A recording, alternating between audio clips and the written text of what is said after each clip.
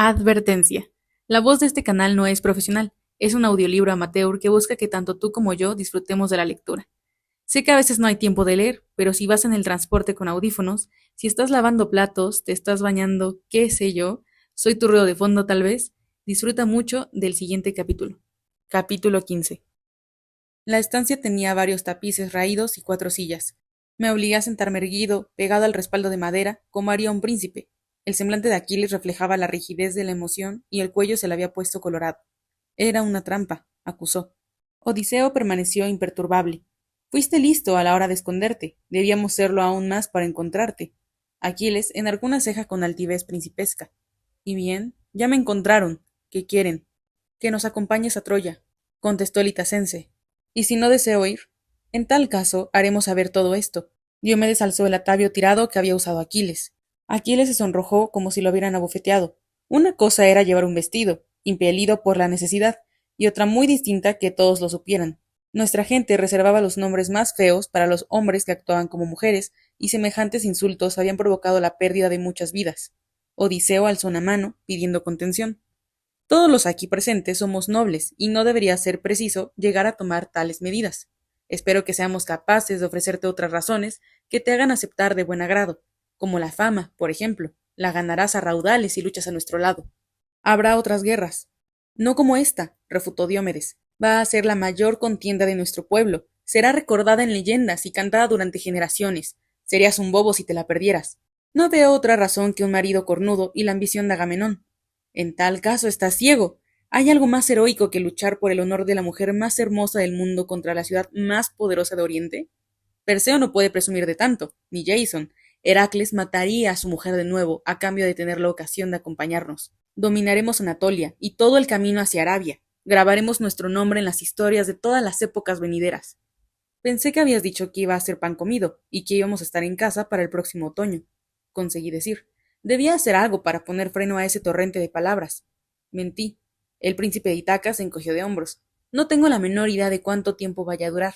Será más breve si contamos contigo, apostilló, mirando a Aquiles. Sus ojos oscuros te arrastraban como la resaca y daba igual que nadaras contra ella. Los hijos de Troya son conocidos por su habilidad en el combate, y escribirás tu nombre en las estrellas con sus muertes. Si te pierdes la guerra, habrás dejado pasar tu posibilidad de ser inmortal. Te quedarás atrás, serás un desconocido, sumarás más y más años, envejecerás en la oscuridad del anonimato. Aquiles crispó el gesto. No puedes saber eso. En realidad, sí. Odiseo se reclinó en el respaldo de la silla. Tengo la fortuna de conocer algo a los dioses. Sonrió, seguramente al recordar alguna travesura divina. Y ellos me han considerado lo bastante adecuado para compartir conmigo una profecía sobre ti. Debía haberlo imaginado. Odiseo no iba a venir con un chantaje escabroso como único recurso. En las historias lo llamaban Polutropos, hombre de muchos ardides. El miedo se removió en mí como la ceniza. ¿Qué profecía? Quiso saber Aquiles. Tu divinidad se consumirá sin usar y tus fuerzas menguarán si no vienes a Troya. Como mucho, acabarás como nuestro anfitrión, el rey Licómedes, enmoheciendo en una isla olvidada y sin sucesores varones. Cualquier estado cercano conquistará Esciro a no mucho tardar, y esto lo sabes tan bien como yo. Pero no lo van a matar, porque iban a hacerlo. Pueden consumir sus años en algún rincón, senil, solo, comiendo el pan blando que le tiren. La gente preguntará quién era en su muerte.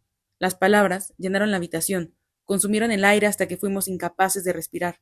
Esa vida era horrible, pero Odiseo era incansable. Ahora es conocido porque se cruzan su historia y la tuya.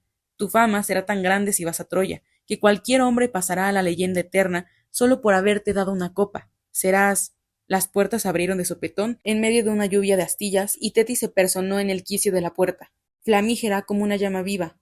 Todos sentimos su condición de diosa. Nos chamuscó los ojos y calcinó los extremos rotos de la puerta. Finos fragmentos de la puerta destruida le cubrieron la barba oscura a Odiseo, que se puso en pie. Saludos, Tetis. La mirada flamígera de la diosa fue por el mortal como una serpiente se lanza por su presa. La tez de Tetis refulgió. El aire tembló ligeramente alrededor de Odiseo, como si lo consumiera el calor o soplara una brisa. Diomedes, tirado en el suelo, se alejó un poco. Yo cerré los ojos para no ver el estallido de llamas. Los abrí durante el silencio sepulcral que se hizo a continuación. El itacense seguía ileso, y los puños apretados de la Nereida se estaban volviendo blancos. Mirarla ya no quemaba los ojos. La doncella de los ojos grises siempre ha sido muy amable conmigo, explicó el itacense, casi a modo de disculpa. Ella sabe por qué estoy aquí. bendice y protege mi propósito. Tuve la impresión de que me había perdido una parte de la conversación, y ahora me esforcé en reconstruirla.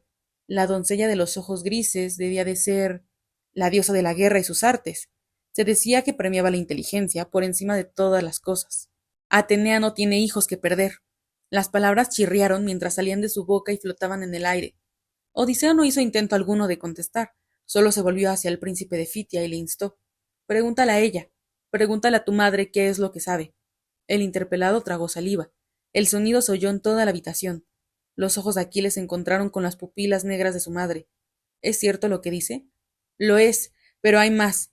Él no te ha contado la peor parte, repuso con voz monocorde, como si las palabras las hubiera pronunciado una estatua.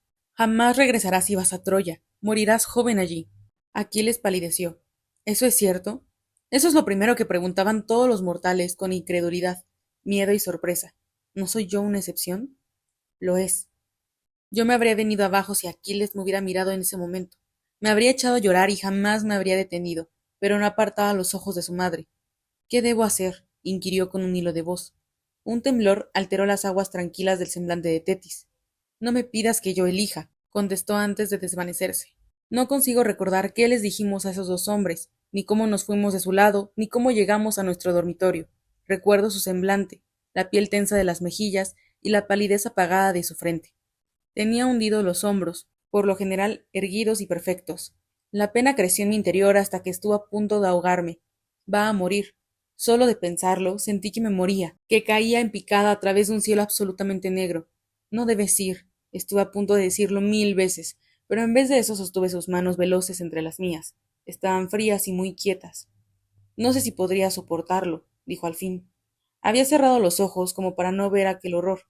No se refería a su muerte, yo lo sabía bien, sino a la pesadilla tejida por Odiseo, la pérdida de su esplendor, la consunción de su gracia. Yo había visto cuánto júbilo obtenía de su propia habilidad, y esa vitalidad pujante siempre escondida bajo la superficie.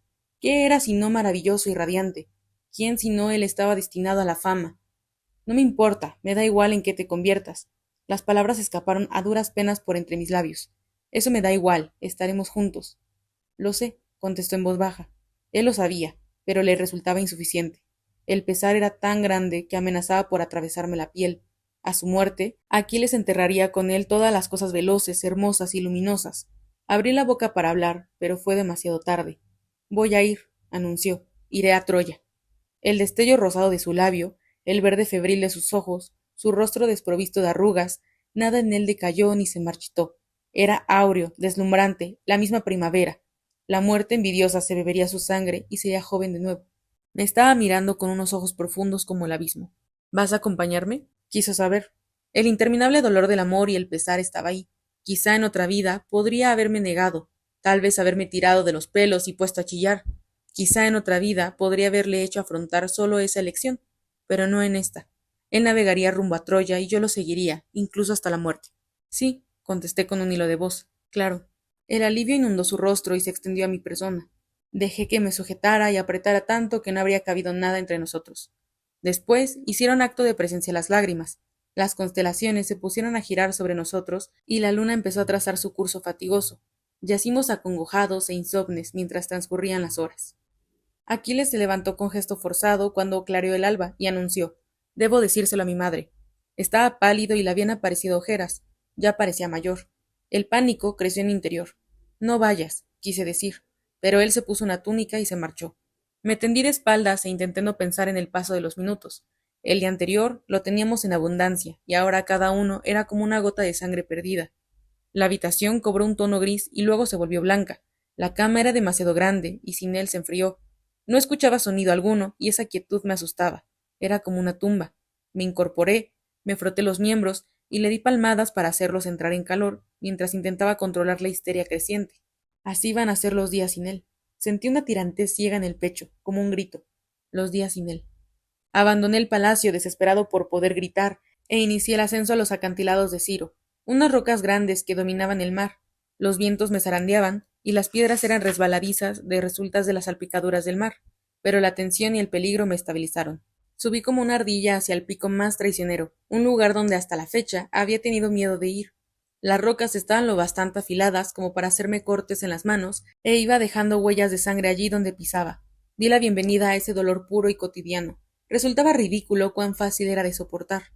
Alcancé la cima, un montón descuidado de rocas desgastadas, amontonadas al borde del precipicio, y permanecí de pie sobre ella. Mientras efectuaba el ascenso se me había ocurrido una idea temible y temeraria. Me puse de cara al mar y grité al viento arrebatador. ¡Tetis! ¡Tetis! El sol estaba en su cenit en ese momento. Madre e hijo debían de haber terminado la entrevista hacía mucho tiempo. Aspiré por tercera vez. No vuelvas a pronunciar mi nombre. Me volví hacia ella y estuve a punto de perder el equilibrio. Las rocas se me clavaron en los pies y el viento me azotó de lleno. Me agarré a una saliente de piedra para sujetarme y alcé la mirada. Estaba más pálida que de costumbre. La suya era la blancura del primer hielo del invierno. Había fruncido los labios para exhibir los dientes. Eres un bobo. Baja de ahí, me instó. Tu estúpida muerte no va a salvarlo. No era tan audaz como me creía. La malicia de su rostro me hizo soltar un respingo, pero me obligué a hablar para preguntar algo que necesitaba saber de ella. ¿Cuánto va a vivir? Ella profirió un sonido similar al aullido de una foca. Necesité unos instantes para comprender que era una risotada. ¿Por qué? ¿Para prepararte? ¿Para intentar evitarlo? El desdén presidía su semblante. Sí, sí puedo, respondí, y soltó otra vez ese sonido. Por favor, me puse de rodillas. Dímelo, por favor. La carcajada cesó, tal vez porque me había arrodillado, y la diosa me contempló por un momento. Héctor morirá primero, respondió. Eso es cuanto se me ha dado a conocer. Héctor. Gracias. La Nereida entrecerró los ojos. No te atrevas a agradecerme nada. He venido por otra razón. Su voz sisió como el agua vertida sobre carbón al rojo. Esperé observando su rostro, blanco como un hueso astillado. No va a ser tan fácil como él cree. Las Moiras prometen la fama, sí, pero ¿cuánta? Mi hijo va a necesitar proteger su honor con cuidado extremo. Es demasiado confiado, y los hombres del Hades son como perros a la greña, soltó con desprecio. No van a tolerar la preeminencia de ningún otro. Yo haré cuanto esté en mi mano, y tú también. Su mirada recayó sobre mis brazos largos y mis rodillas huesudas. No vas a desacreditarlo, ¿lo entiendes? ¿Lo entiendes? Sí, contesté, y así era. La fama de Aquiles debía merecer el precio que iba a pagarse por ella, una vida. Una brisa ínfima le rozó el dobladillo del vestido a Tetis, lo cual me hizo pensar que estaba a punto de marcharse de regreso a las cuevas del océano. Algo me impulsó a ser audaz. ¿Es Héctor un buen soldado? Pregunté. El mejor, a excepción de mi hijo, respondió ella. Tetis volvió la mirada hacia la derecha, donde el acantilado caía bruscamente. Viene hacia aquí, anunció. Aquiles coronó la cima y se acercó a mi posición. Me vio el rostro y la piel ensangrentada. Te oí hablar, dijo. Con tu madre, respondí. Se arrodilló y se puso uno de mis pies sobre el regazo para luego, con suavidad, limpiar la suciedad y el polvo y retirar los trocitos de roca de las heridas. Rasgó una tira debajo de su túnica e improvisó un vendaje fuerte para restañar la sangre. Cerré la mano sobre la suya y le dije: No debes matar a Héctor. Alzó su rostro hermoso, realzado por el dorado de sus cabellos, para mirarme. Mi madre te ha contado el resto de la profecía. En efecto. ¿Y tú crees que nadie, salvo yo, puede matar a Héctor? Así es. ¿Y pretendes ganarle tiempo al destino? Sí. Ah. Una tímida sonrisa se extendió por su semblante. Siempre le habían encantado los desafíos. Bien, pero ¿por qué iba a matarlo? No me ha hecho nada. Y entonces sentí un atisbo de esperanza, por vez primera en mucho tiempo. Zarpamos esa misma tarde, pues ya no había razón para demorarse. El rey de Ciro, siempre consciente de sus deberes, vino al muelle para despedirnos. Los tres nos quedamos allí, hablando con una formalidad fría, mientras Odiseo y Diomedes se encaminaban al barco. Iban a escoltarnos de regreso a Fitia, donde Aquiles debía reunir sus propias tropas. Quedaba una cosa pendiente por hacer, y yo sabía que Aquiles no quería. Licómedes, mi madre me ha pedido que te transmita su deseo. Un leve temblor le alteró el semblante al anciano, pero le sostuvo la mirada a su yerno. ¿Es sobre el pequeño? Sí. ¿Y cuál es su voluntad? Inquirió el monarca con precaución. Desea educar al niño ella misma. La voz le tembló al ver el rostro del rey anciano. Mi madre dice que va a ser un varón, y que lo reclamará cuando esté destetado. Se hizo el silencio. Licómedes cerró los ojos. Intuí que estaba pensando en su hija, cuyos brazos no iban a poder abrazar ni al esposo ni al hijo. Ojalá no hubieras venido, deseó. Lo siento, se disculpó Aquiles. Váyanse, susurró el anciano monarca, y obedecimos. Navegamos a bordo de una nave de un acabado excelente y con una tripulación nutrida. La dotación se movía con calma y competencia. Los cabos de fibras nuevas centellaban al sol y los mástiles eran tan recientes que aparecían árboles vivos. El mascarón de proa Era una belleza que no había visto en mi vida, una mujer alta, de cabellos y ojos oscuros, con los dedos de las manos enclavijados como un gesto de contemplación. Era hermosa, pero discreta. Tenía una barbilla elegante y el pelo recogido en un moño, así que era posible admirar su cuello de cisne. El mascarón estaba pintado de forma primorosa y representaba a la perfección los claroscuros. Están admirando a mi mujer, según veo. Odiseo se unió a nosotros junto a la barandilla, donde apoyó sus antebrazos musculosos. Al principio se negó a que el artista se acercara a ella. Tuve que hacer que la siguiera en secreto. Al final, creo que quedó bastante bien. Un matrimonio por amor era tan raro como los cedros del Líbano, y casi me hizo desear que ese hombre me cayera bien, pero ya había visto demasiadas sonrisas suyas. ¿Cómo se llama? Preguntó Aquiles por educación. Penélope, contestó el príncipe de Itaca. ¿Es nueva la nave? Pregunté yo. Si él deseaba hablar de su esposa, yo prefería hablar de cualquier otra cosa. Sí, hasta el último tablón está hecho con la mejor madera de Itaca. Palmeó la barandilla con su manzana como un jinete al flanco de su caballo. ¿Otra vez te has puesto a alardear de tu nuevo barco? Preguntó Diomedes, que acababa de unirse a nosotros. Se había recogido los rizos negros con una banda de cuero, lo cual le confería al rostro un aspecto más afilado del habitual. Sí, el argivo lanzó un salivazo al mar. El rey de Argos está hoy inusualmente elocuente, ironizó Odiseo. Aquiles no los había visto antes el juego, cosa que yo sí, y su vista iba de uno a otro. Al final, una pequeña sonrisa le curvó la comisura de la boca. Dime, prosiguió Odiseo, ¿crees que esa viveza intelectual tuya proviene de que tu padre se comiera los sesos de aquel hombre? ¿Qué? El príncipe de Fitia se quedó boquiabierto. ¿No conoces la historia del poderoso Tideo, rey de Argos, devorador de cerebros? He oído hablar de él, pero nada de los cerebros. Estoy pensando en hacer que pinten la escena en nuestra vajilla, repuso Diomedes. Yo había tomado el argivo por el perro de Odiseo en el banquete de Ciro, pero entre los dos hombres había un entusiasmo y un antagonismo tan placentero que sólo era posible entre iguales. Y también recordé haber oído el rumor de que Diomedes era otro favorito de Atenea. Recuérdame que no cene en Argos en una buena temporada. Diomedes echó a reír. No fue un sonido agradable. Los dos reyes tenían ganas de hablar, y se demoraron junto a la borda con nosotros y empezaron a intercambiar historias de viajes, marinos, guerras, pruebas ganadas en un pasado lejano. Aquiles era un oyente ávido que formulaba una pregunta tras otra. ¿Dónde te hiciste eso? Y señaló la cicatriz de la pierna del rey de Itaca. Ah, esa es una historia que sí merece ser contada, repuso el interpelado, frotándose las manos. Pero antes debo hablar con el capitán. Señaló con un ademán el sol, cuya esfera completa colgaba suspendida a poca altura del horizonte. Pronto vamos a tener que detenernos para acampar.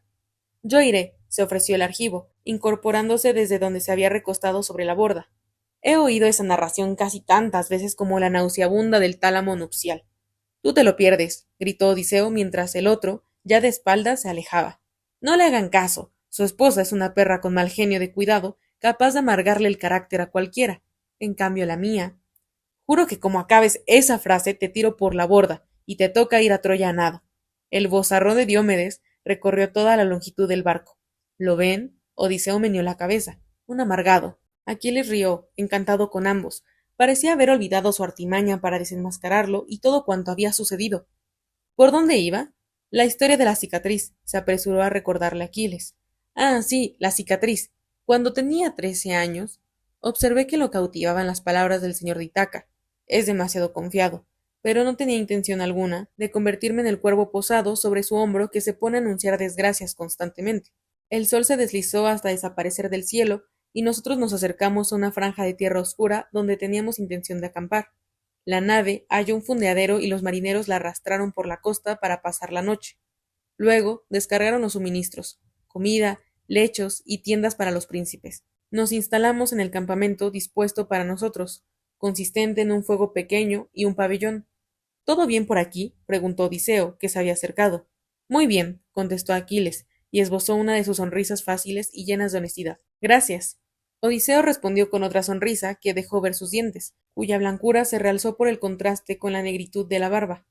Excelente. Les basta con una tienda, ¿no? Tengo entendido que prefieren compartirlo todo, tanto aposentos como sacos de dormir, o eso he oído. El acaloramiento y la impresión se me subieron a la cara y noté que Aquiles, que estaba a mi lado, dejó de respirar. Vamos, vamos, no hay necesidad de avergonzarse. Es moneda corriente entre los muchachos. Se rascó el mentón con aire evaluador. Aunque ya hace mucho que dejaron de ser unos niños. ¿Cuántos años tienen? Eso no es verdad, refuté. Estaba colorado y la sangre del rostro prendió fuego a mi voz, que se oyó por toda la playa. El itacense enarcó una ceja.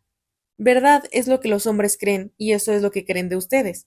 Pero tal vez anden equivocados. Si ese rumor te preocupa, déjalo atrás cuando te embarques rumbo a la guerra. Eso no es de su incumbencia, príncipe de Itaca, contestó con voz tensa Aquiles, enojado. Odiseo alzó ambas manos a modo de disculpa. Me excuso si los he ofendido. Vine a desearles buenas noches a ambos y asegurarme de que todo está a su gusto. Príncipe Aquiles, Patroclo. Hizo una reverencia con la cabeza y regresó a su tienda. El silencio se instaló entre nosotros dentro de la nuestra. Yo me había preguntado cuándo iba a plantearse aquel asunto. Muchos chicos tomaban a otros como amantes, tal y como había dicho Odiseo, pero esas historias terminaban cuando se hacían mayores, a menos que se tratara de esclavos o de mancebos de pago. A nuestros hombres les gustaba conquistar y no confiaban en un hombre que era conquistado. No vas a desacreditarlo, había dicho la diosa, y ese era uno de los aspectos a los que se había referido Tetis. Por eso dije. Quizá tenga razón. Aquiles levantó la cabeza y torció el gesto.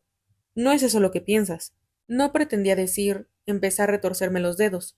Yo seguiría a tu lado, pero podría dormir fuera para que la cosa no resultara tan obvia. Tampoco necesito asistir a tus reuniones y... No, a los hombres de Fitia no les preocupa y el resto puede hablar cuanto guste. Seguiré siendo el Aristos Acaión, el mejor de los griegos.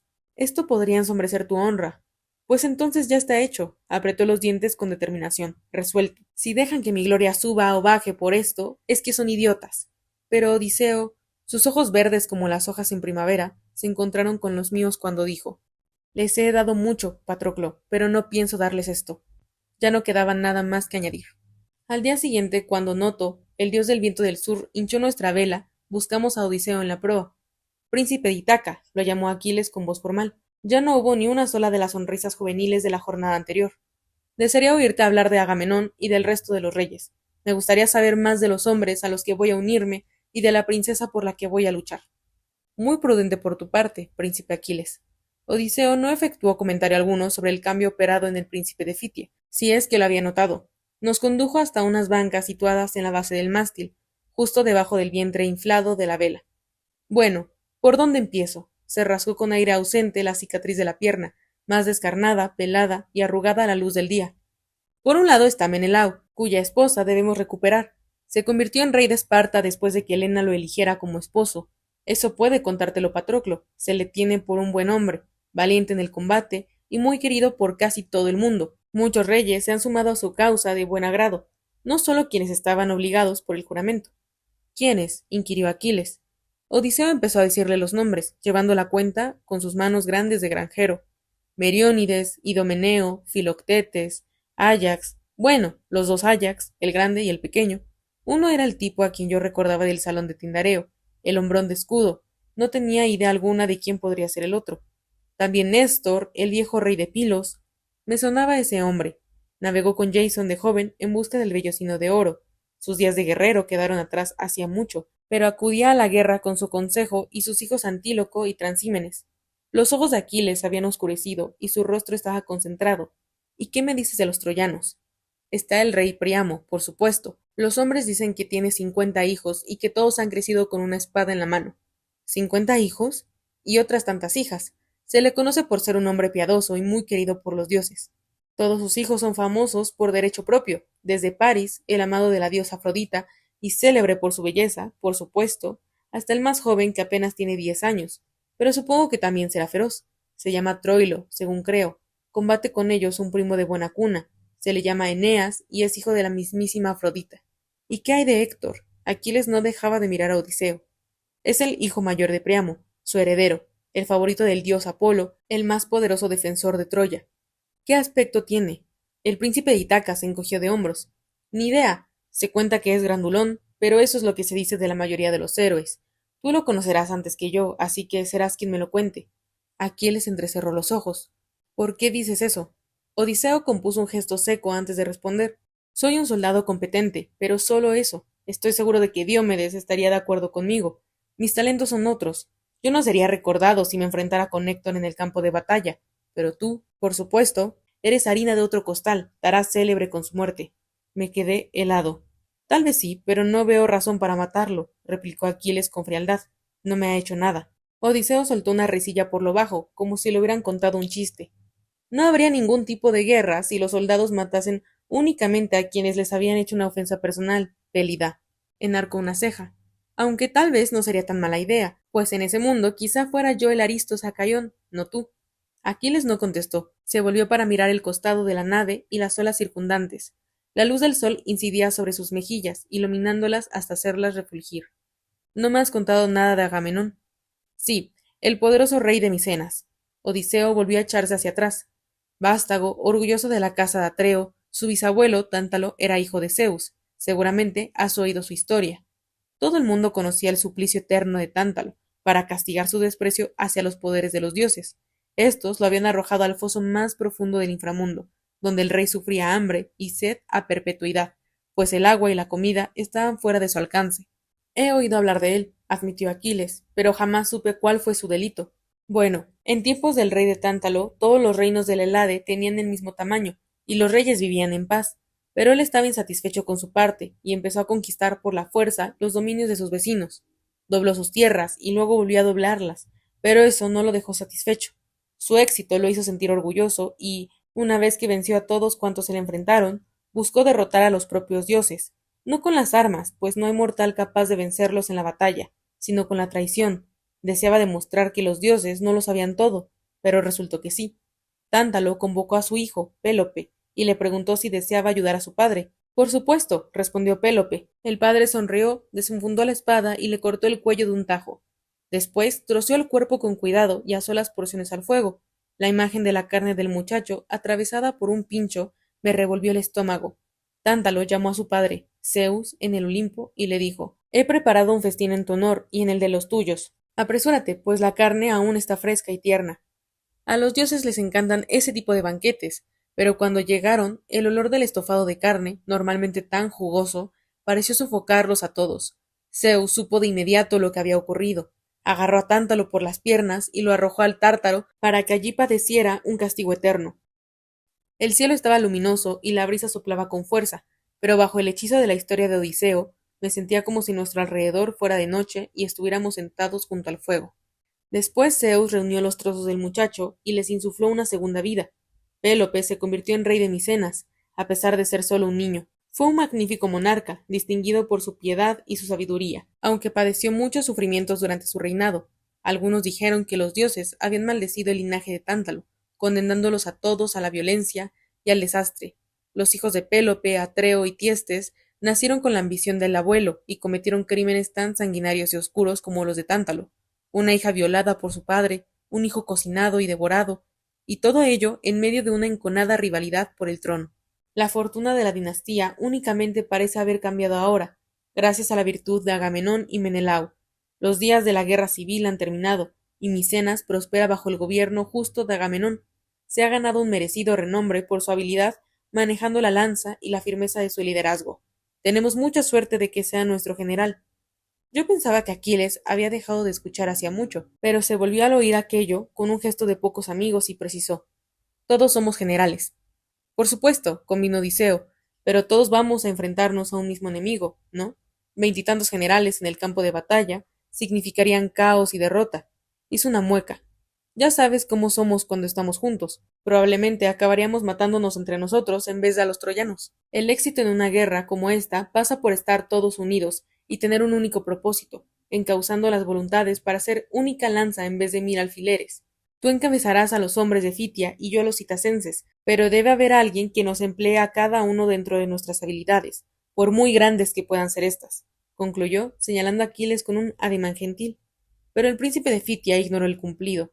El sol poniente proyectaba sombras sobre su rostro y le iluminaba los ojos, categóricos y acerados. Voy por libre voluntad, príncipe Itaca. Aceptaré el consejo de Agamenón, mas no sus órdenes. Espero que comprendas esto. El interpelado sacudió la cabeza. Los dioses nos salvan de nosotros mismos. No ha empezado la batalla y ya nos estamos preocupando por los honores. Yo no estoy. Odiseo movió una mano. Créeme, Agamenón comprende la enorme valía de tu incorporación a su causa. Fue el primero en querer que vinieras. Serás recibido en nuestro ejército con toda la pompa que pudieras desear. Aquiles no se refería exactamente a eso, pero casi. Me alegró oír el grito de vigía anunciando que había avistado tierra a proa. Esa noche, después de apartar los platos de la cena, Aquiles se tendió de espaldas sobre la cama. ¿Qué piensas de esos hombres que hemos conocido? No lo sé. Estoy contento de que al menos Diomedes se haya marchado. También yo. Nos habíamos separado y el rey Argivo se quedó en un cabo de la costa septentrional de Eubea, donde iba a esperar a sus tropas, procedentes de Argos. No me fío de ellos. Supongo que pronto sabremos cómo son, comentó Aquiles. Permanecimos en silencio, dándole vueltas a todo aquello mientras escuchábamos el repiqueteo apenas perceptible de las gotas de lluvia en el techo de la tienda, pues fuera había empezado a chispear. Odiseo predijo tormenta para esta noche. Una tormenta en el Egeo desaparecía tan deprisa como se desataba. Nuestro barco estaba varado a salvo en la playa, y al día siguiente ya estaría despejado. Aquiles me estaba mirando. Siempre tienes revuelto el pelo aquí. Me tocó la cabeza justo detrás de la oreja. Creo que nunca te he dicho lo mucho que eso me gusta. Se me erizó el cabello allí donde sus dedos me habían tocado. No, respondí. Pues debería haberlo hecho. Deslizó la mano hacia la base de mi cuello y acarició la vena que discurría por él. ¿Y qué me dices de esto? ¿Te he dicho lo mucho que me gusta? Justo eso. No. Esto seguramente sí. Movió las manos sobre los músculos de mi pecho, calentando la piel con su tacto. ¿Te lo he dicho? Algo me dijiste. Contuvo un poco la respiración al hablar. Y sobre esto, su mano se demoró sobre mis caderas, acercándose a las líneas de los muslos. ¿Te he mencionado algo? Sí. Y de esto, seguro que sí, no creo que se me olvidara. Esbozó su sonrisa gatuna. Dime que no. No te olvidaste. Ni tampoco de esto. Ahora su mano era incansable. Sé que te he dicho lo mucho que me gusta. Dímelo otra vez. Le pedí con los ojos cerrados. Después, Aquiles se durmió a mi lado y llegó la tormenta vaticinada por Odiseo. Zarandeó con fuerza las paredes de la lona tosca de la tienda. Escuché el chapaleteo de las olas sobre la arena, acercándose una y otra vez. Él se removía, y, con él, el aire del interior de la tienda, impregnando el ambiente con su suave aroma a musgo. Es esto lo que voy a echar de menos. Me mató antes que perderlo, pensé, y luego me pregunté, ¿cuánto tiempo tenemos? Capítulo 16. Arribamos a Fiti al día siguiente. El sol estaba justo en el meridiano y Aquiles y yo contemplábamos desde la cubierta. ¿Ves eso? ¿Qué? Pregunté con perplejidad, pues él veía mucho mejor que yo. La costa, qué extraño. Vimos el motivo cuando estuvimos más cerca. La orilla era un hervidero de gente que se empujaba con impaciencia y estiraba el cuello para mirar en nuestra dirección. Y luego estaba ese sonido, aquel rugido que en un principio parecía proceder de las olas o de la nave al henderlas, pero fue aumentando a cada golpe de remo, hasta que al fin comprendimos que se trataba de voces y de palabras que repetían una y otra vez sin cesar. El príncipe Aquiles, el Aristos Sacaión.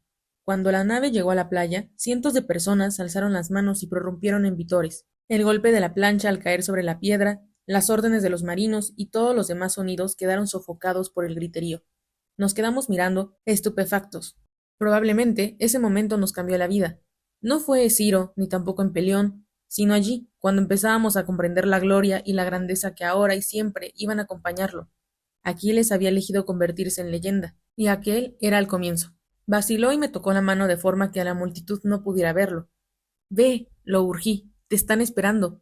Él dio un paso sobre la plancha y alzó un brazo a modo de saludo. El gentío rugió de tal modo que me dio miedo que se abalanzaran sobre el barco, pero los soldados se adelantaron y rodearon la pasarela, formando un pasillo entre la muchedumbre.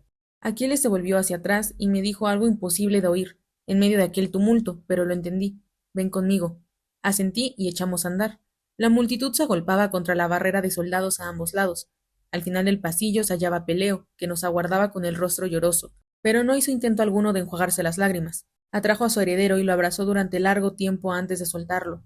Nuestro príncipe ha regresado, anunció el rey con voz más grave de lo que yo recordaba, resonante y potente, haciéndose oír por encima de las voces del gentío, que se había callado con el fin de dar paso a las palabras de su rey. Ante todos ustedes, doy la bienvenida a mi muy amado hijo y único sucesor del reino. Él os conducirá a la gloria en Troya y regresará victorioso a casa. Me quedé helado a pesar del sol fuerte. Jamás va a volver a casa, pero eso Peleo aún no lo sabía. Es un hombre adulto, un semidios, Aristos Acaión. Ahora no había tiempo para pensar en ello. Los soldados empezaron a golpear el escudo con la lanza. Las mujeres chillaron y los hombres aullaron. Logré atisbar el semblante de Aquiles. Estaba asombrado, pero no disgustado. Noté que tenía un aspecto diferente. Echaba hacia atrás la espalda y mantenía las piernas firmes. Parecía algo mayor y también más alto, aun cuando no sabría decir cómo era eso posible. Se inclinó para decirle algo al oído a su padre, mas no me enteré. Un carro nos aguardaba, nos subimos y observamos el flujo de gente que dejábamos en la playa. Criados y miembros del séquito estuvieron revoloteando a nuestro alrededor desde que entramos en el palacio. Nos concedieron un momento para comer y beber el refrigerio que nos pusieron en las manos y luego fuimos conducidos al patio, donde nos esperaban 2500 hombres que en cuanto nos acercamos alzaron sus escudos rectangulares, todos refulgentes con caparazones, en señal de saludo a su nuevo general. Aquello era lo más extraño de todo. Ahora él era su comandante. Se presuponía que tendría que conocerlos a todos, su nombre, su armadura, su historia. Ya no me pertenece a mí solo, me dije. Ni siquiera podría decir si estaba nervioso. Lo observé mientras lo saludaba y pronunciaba palabras vibrantes que les hicieron erguirse aún más. Los soldados sonrieron, encantados hasta con el último centímetro de aquel príncipe prodigioso. Cabellos deslumbrantes, manos letales, pies ágiles, se inclinaban hacia él como las flores con el sol, ávidos de recibir su brillo. Estaba pasando lo que dijo Odiseo una vez. Tenía luz suficiente para hacerlos héroes a todos. Nunca nos quedábamos a solas. Siempre requerían su presencia para algo, el examen de los enrolamientos y el número de estos, su consejo sobre las vituallas y la lista de las levas. El viejo consejero de su padre, Fénix, nos acompañaba a todas partes, pero había 1000 preguntas que el príncipe debía responder. ¿Quiénes iban a ser sus capitanes? ¿Cuántos iba a tener? Él hizo cuanto estuvo en su mano y luego anunció. Confió la solución de estas cuestiones a la experiencia de Fénix. Detrás de mí oí el suspiro de una esclava. No solo era guapo, sino también gentil. Aquiles sabía que yo no tenía nada que hacer allí, y cuando se volvía hacia mí, me miraba con cara de disculpa, cada vez más. Él se aseguraba de poner las tablas donde pudiera verlas, o de pedir mi opinión, pero yo no se lo ponía fácil al quedarme en la retaguardia, indiferente y en silencio. Pero ni siquiera allí lograba escaparme. El interminable charloteo de los soldados se colaba por todas las ventanas. Fanfarroneaban, hacían instrucción y aguzaban la punta de las lanzas. Habían empezado a llamarse los mirmidones, los hombres hormiga, un viejo y honorable apodo. Esa fue otra cosa que tuvo que explicarme Aquiles. Zeus creó a los primeros fitios a partir de hormigas, según la leyenda. Los observé desfilar, una fila jovial tras otra. Los vi soñar con el botín que iban a traer a casa y con el triunfo.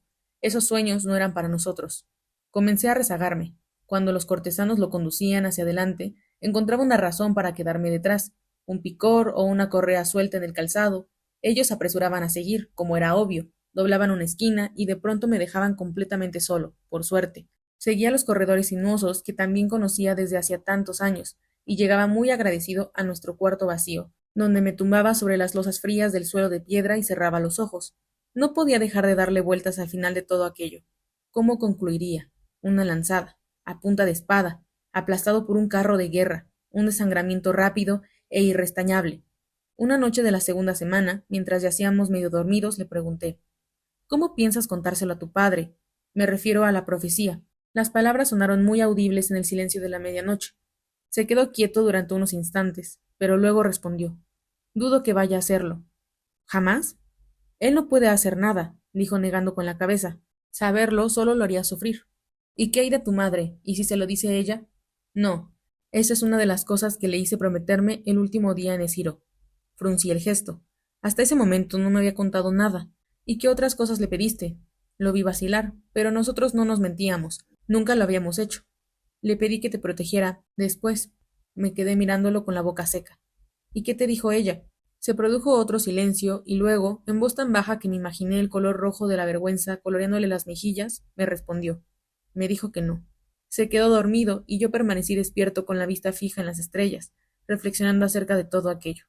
Él había pedido protección para mí, y saberlo disipaba en parte la frialdad de aquellos días en el palacio, cuando a él se le requería en todo momento y a mí nunca.